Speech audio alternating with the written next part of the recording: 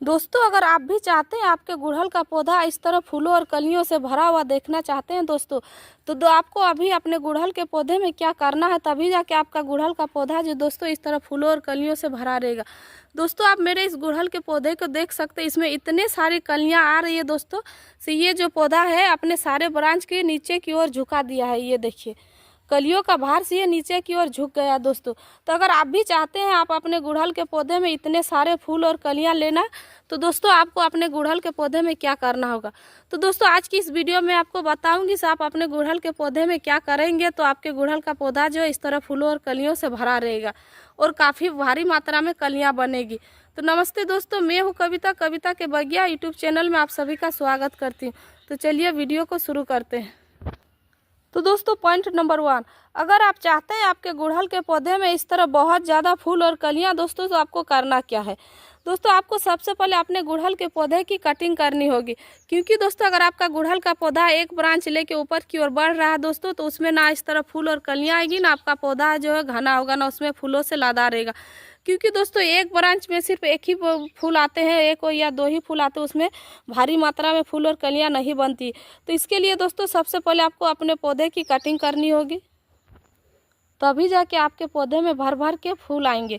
क्योंकि दोस्तों कटिंग करने से क्या होता है, हमारा जो गुड़हल का पौधा है उसमें मल्टीपल ब्रांच आते हैं, और जितने अधिक ब्रांच आएंगे दोस्तों उसमें उतनी अधिक कलियां बनेगी और उतने ज़्यादा फूल आएंगे। क्योंकि दोस्तों मेरे इस पौधे को देख सकते हैं आप, ये जो पौधा है दोस्तों ये झाड़ी नुमा बन गया है, और झाड़ी नुमा बनने से क्या होता है दोस्तों, उसमें बहुत सारे ब्रांच निकलते हैं, और बहुत सारे ब्रांच निकलते हैं दोस्तों, तो जितने सारे ब्रांच होंगे उसमें उतनी सारी कलियां होती है, और उतने सारे कलियां तो उतने सारे फूल होते हैं। तो इसीलिए दोस्तों सबसे पहले तो अपने पौधे को घना बनाइए।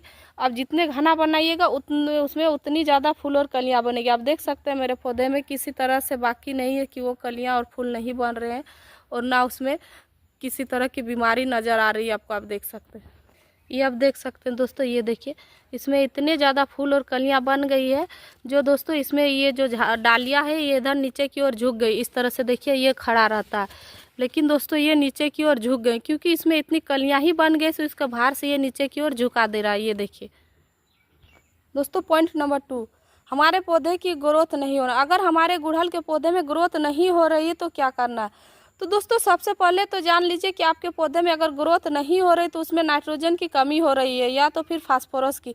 नाइट्रोजन फास्फोरस की कमी होने के कारण ही दोस्तों गुड़हल के पौधे में ग्रोथ नहीं होती है, ना उसमें कलियाँ बनती है। तो दोस्तों नाइट्रोजन और फास्फोरस को पूरा करने के लिए आपको करना क्या होगा, आप अपने गमले की मिट्टी की गुड़ाई करनी होगी। दोस्तों अगर आप अपने पौधे को गमले में लगाए हुए हैं तो आपको अपने गमले की मिट्टी की गुड़ाई करके दोस्तों उसमें किसी तरह का कंपोस्ट डालना होगा, या तो फिर दोस्तों अगर आप अपने पौधे को ज़मीन में लगाए हुए हैं तो फिर भी आपको गुड़ाई करके उसमें कंपोस्ट डालना होगा। क्योंकि दोस्तों किसी तरह के कंपोस्ट डालने से क्या होता है, हमारे पौधे की नाइट्रोजन की पूर्ति होती है और उसमें ग्रोथ काफ़ी अच्छी होती है। तो इसीलिए दोस्तों सबसे पहले आप अपने पौधे की मिट्टी को गुड़ाई कीजिए, फिर उसमें सूखी हुई गोबर की खाद डालिए दोस्तों, या तो फिर वर्मी कंपोस्ट, या तो फिर पत्तियों की जो कंपोस्ट बनता है दोस्तों किचन वेस्ट कंपोस्ट, उसका भी आप इस्तेमाल कर सकते हैं। इन सब का इस्तेमाल अगर करेंगे आप अपने पौधे में, तो आपका जो पौधा है रुकी हुई ग्रोथ भी उसमें काफ़ी अच्छी ग्रोथ आने लगेगा। तो दोस्तों इसका भी ध्यान आपको रखना है। दोस्तों पॉइंट नंबर 3, आपके पौधे में ना किसी तरह की कलियां आना, ना उसमें फूल आना। पौधे में पोटेशियम की कमी हो रही दोस्तों, तो ना उसमें फूल आएंगे ना कलियां बनेगी। तो उसमें जब कलियां नहीं बनेगी दोस्तों तो फूल कहां से खिलेंगे। तो इसीलिए दोस्तों हमें अपने पौधे में पोटेशियम का भी समय समय पे पूर्ति करना होगा, तभी जाके उसमें बहुत ही अच्छी मात्रा में फूल और कलियाँ बनती है। अगर हमारे गुड़हल के पौधे में पोटेशियम की कमी हो जाती है दोस्तों, तो ना उसमें कलियाँ बनती है ना फूल खिलते हैं। तो इसीलिए दोस्तों हमें पोटेशियम का भी ध्यान रखना होता है, और 15 दिन में एक बार अपने गुड़हल के पौधे में पोटेशियम की खाद जरूर डालें। क्योंकि दोस्तों अगर ऑर्गेनिक खाद हम डालते हैं तो हमें 15 दिन के अंतराल में देना होता है, तभी जाके हमारे पौधे में काफ़ी अच्छी फ्लावरिंग होती है। तो दोस्तों पोटेशियम की खाद देने के लिए हमें करना क्या होगा। तो दोस्तों अगर ऑर्गेनिक खाद आप देना चाहते हैं तो सबसे बेस्ट होता है दोस्तों केले का छिलका। केले के छिलके की खाद अगर हम अपने गुड़हल के पौधे में डालेंगे तो उसमें बहुत ही अच्छे फूल और कलियां बनती है। क्योंकि दोस्तों केले के छिलके में बहुत काफ़ी मात्रा में उसमें पोटेशियम पाया जाता है, और इसका इस्तेमाल अगर हम 15 दिन में एक बार अपने पौधे में करते हैं तो हमारा पौधा का जो रौनक काफ़ी अच्छी बढ़ जाती है, उसमें फूल और कलियाँ काफ़ी अच्छी आती है। तो दोस्तों चलिए देखते हैं किस तरह से हम केले के छिलके का लिक्विड फर्टिलाइज़र बनाते हैं और अपने पौधे में इस्तेमाल करेंगे। तो दोस्तों ये देखिए केले का लिक्विड फर्टिलाइज़र बनाने के लिए आपको लेना है केला। आप 2 या 3 केला ले सकते हैं दोस्तों। मैंने यहाँ 2 केला ली हूँ। तो इन 2 केले को करना क्या है दोस्तों, इनका छिलका निकाल के हमें छोटे छोटे टुकड़ों में कर लेना। तो दोस्तों ये जो आप केला देख रहे हैं मेरे घर का केला दोस्तों, मेरे बागान में केला लगा हुआ तो उसी का केला मैंने, तो इस केले से दोस्तों हमें छिलका निकाल लेना। छिलका निकालने के बाद दोस्तों आपको करना क्या है, इस तरह छोटे छोटे टुकड़ों में कर लेना है। ये देखिए इस तरह छोटे छोटे टुकड़ों में करके दोस्तों आपको एक डब्बा में रात भर के लिए भिगो के छोड़ देना। आप देख सकते हैं दोस्तों मैंने यहाँ केले के छिलके का लिक्विड फर्टिलाइज़र बना के रखी हुई है। तो दोस्तों इसी का मैं आज इस्तेमाल करने वाली हूँ। और आप ये देखिए इस तरह छोटे छोटे टुकड़ों में मैंने इसको भिगो के छोड़ दिया था। तो दोस्तों ये बहुत ही अच्छी तरह से एकदम इसका फर्मेंटेशन हो गया दोस्तों, क्योंकि इसे मैं 4-5 दिन पहले ही भिगो के रखी थी और मैं अपने बहुत सारे पौधे में इसका इस्तेमाल करती हूँ। तो दोस्तों इसे हमें लेना कितना ज़्यादा नहीं लेना दोस्तों, क्योंकि ये बहुत ज़्यादा दिन हो गया, 5-6 दिन हो गया दोस्तों। तो इसका हमें 10 ml ही इस्तेमाल करना है। या तो फिर दोस्तों अगर आप केले के छिलके का पोटेशियम नहीं देना चाहते हैं तो आप केमिकल वाला पोटास भी डाल सकते हैं। तो दोस्तों अभी केमिकल वाला पोटास हम इसलिए नहीं दे रहे हैं क्योंकि अभी गर्मियाँ काफ़ी तेज़ हो रही है दोस्तों, और गर्मियों में हम अगर थोड़ा केमिकल से बचेंगे तो अच्छा ही रहता हमारे पौधों के लिए। तो ये देखिए दोस्तों मैंने यहाँ एक मग में पानी ली हूँ और उसी में इसे मैं छान ले रही हूँ। ये देखिए इतना ही हमें लेना, इससे ज़्यादा नहीं लेना।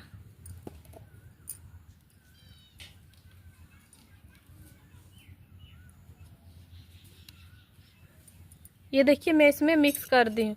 तो दोस्तों ये अब हमारे पौधों के लिए एकदम रेडी हो गया, क्योंकि दोस्तों ये जो है काफ़ी दिनों हो गया है। तो इसको अगर हम 1 लीटर पानी में 10 ml मिलाएंगे दोस्तों तो एकदम परफेक्ट होता है हमारे पौधे में देने के लिए, क्योंकि इससे हमारे पौधे की किसी तरह का नुकसान नहीं होता है। तो दोस्तों इस खाद का इस्तेमाल करने से पहले सबसे पहले आपको अपने गमले की मिट्टी को हल्की हल्की गुड़ाई कर लेना है इस तरह से। दोस्तों गुड़ाई करने से क्या होता है, हमारे पौधे का जो जड़ है उसकी भी विकास अच्छी होती है दोस्तों, और हमारे पौधे की ग्रोथ भी काफ़ी अच्छी होती है। क्योंकि दोस्तों हमारे पौधे का जड़ जितनी अच्छी ग्रोथ करेगी उतनी अच्छी हमारे पौधे भी ग्रोथ करते हैं। तो इसीलिए हमारे पौधे को भी हल्की हल्की गुड़ाई करते रहना होता है दोस्तों, क्योंकि हम लोग पानी देते हैं सुबह शाम। अभी बहुत तेज़ गर्मियाँ हो रही है, धूप हो रही है, तो इस वजह से हम लोग सुबह शाम अपने पौधे में पानी डालते हैं। तो सुबह शाम पानी डालने के कारण क्या होता है दोस्तों, हमारे गमले की जो मिट्टी है वो बैठ जाती है। तो इसीलिए हमें गुड़ाई करते रहना होगा। 15 दिन में 20 दिन में एक बार अगर हम अपने पौधे की गुड़ाई कर लेंगे तो बहुत ही अच्छा उसमें ग्रोथ होती है। इस तरह से दोस्तों आपको गुड़ाई कर लेना, चाहे आपका पौधा गमले में हो या तो फिर ज़मीन में। अगर आपका पौधा ज़मीन में है दोस्तों और आप इस खाद का इस्तेमाल करना चाहते हैं दोस्तों, ये मेरा पौधा गमला में है इसीलिए मैं 1 लीटर पानी ली हूँ दोस्तों। 1 लीटर पानी में 10 ml खाद मिलाई हूँ दोस्तों। अगर आप अपने पौधे ज़मीन में लगाए हुए हैं और अगर आप ज़मीन के लिए खाद बनाना चाहते हैं तो आप 4 लीटर पानी लीजिए दोस्तों, और 4 लीटर पानी में आप 40 से 50 ml आप इस खाद को मिला लीजिए। ये जो केले के छिलके का लिक्विड फर्टिलाइज़र है दोस्तों, उसे आप इतना मिला लीजिए। उसके बाद आप अपने गुड़हल के पौधे में इस्तेमाल कीजिए। फिर देखिएगा आपका गुड़हल का पौधा जो काफ़ी अच्छी उसमें कलियाँ आएगी और आपके गुड़हल के पौधे की ग्रोथ भी काफ़ी सुंदर होगी। तो दोस्तों आप देख सकते हैं इस पौधे को मैंने घना बनाने के लिए यहाँ इसे मैं डिप कर दी हूँ, तो इसमें छोटी छोटी न्यू ग्रोथ काफ़ी सुंदर आ रही है। तो इस तरह से अगर आपको ग्रोथ करना है या घना बनाना है दोस्तों, अपने पौधे को ज़्यादा मात्रा में फूल और कलियाँ चाहते हैं तो आपको अपने पौधे की कटिंग करना ही होगा, तभी जाके आपका पौधा जो घना होगा और बहुत ही ज़्यादा मात्रा में फूल और कलियाँ उसमें आएगा। इस तरह से आपको ये जो खाद है दोस्तों आपको दे देना।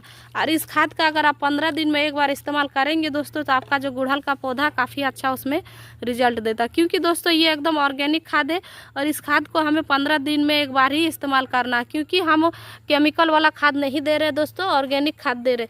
तो ऑर्गेनिक खाद को हमें 15 या 20 दिन के अंतराल में ही देना होता है, नहीं तो फिर हमारे पौधों की ग्रोथ जो है रुक जाती है, उसमें फूल और कलियाँ नहीं बन पाती है। और दोस्तों इस तरह से अगर आप चाहते हैं अपने गुड़हल के पौधे में बहुत सारा फूल और कलियां, तो आप भी इस खाद का इस्तेमाल कीजिए 15 दिन में एक बार, और देखिएगा आपका गुड़हल का पौधा जो है इस तरह फूलों और कलियों से लदा रहेगा और आपका भी पौधा इस तरह पूरा झुक जाएगा। तो दोस्तों मेरे द्वारा दी गई जानकारी अगर आपको अच्छी लगी है तो प्लीज़ इस वीडियो को लाइक शेयर कमेंट कीजिएगा, और मेरे चैनल में नए हैं तो मेरे चैनल को सब्सक्राइब कर लीजिएगा। इस वीडियो को पूरा देखने के लिए आपका धन्यवाद। मिलते हैं एक नए वीडियो में। नमस्कार।